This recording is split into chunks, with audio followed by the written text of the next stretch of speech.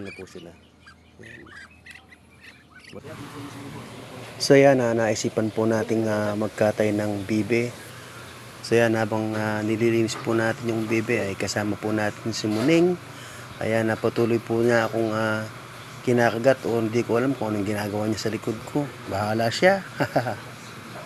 So yan, tinatanggal po natin yung balahibo niya dahil napakatagal pong tanggalin yung balahibo niya na napakaliit dahil hindi pa po siya tapos sa kanyang pagpapalaki ng balahibo. So yan, si Muning pa rin ay paulit-ulit niya akong ginagambala sa aking ginagawa. Muning, alis ka dyan!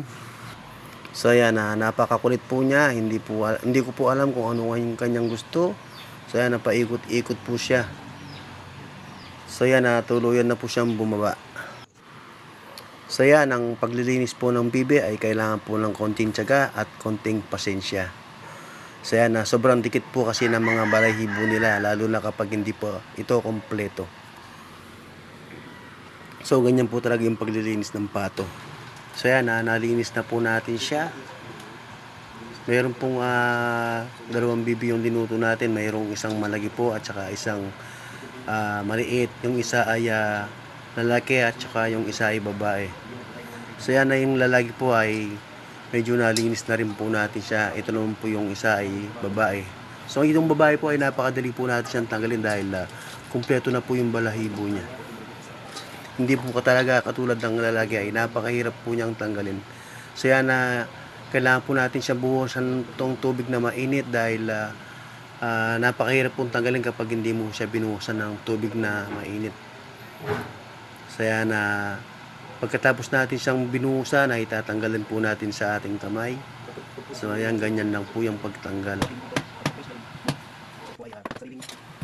So yan, pagkatapos po natin siyang lininis ay kinap-chop na rin po natin siya para po bukas ay gagamitin ay medyo naka-chop-chop na po siya.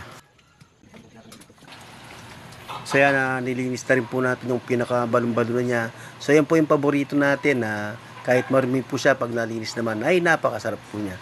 Kasama po yung atay, pag kinain natin siya po talaga yung mauuna. So yan po ang kabuuan ng karne na linis natin. So yan po ay napakarami po niya at malinis na po siya. So ito naman pong laman loob niya ay ibabaon natin sa lupa.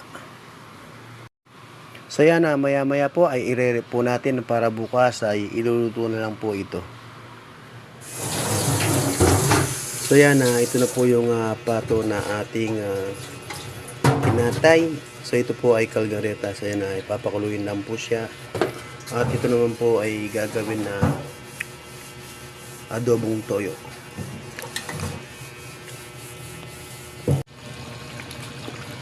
So yan, ang sarap na.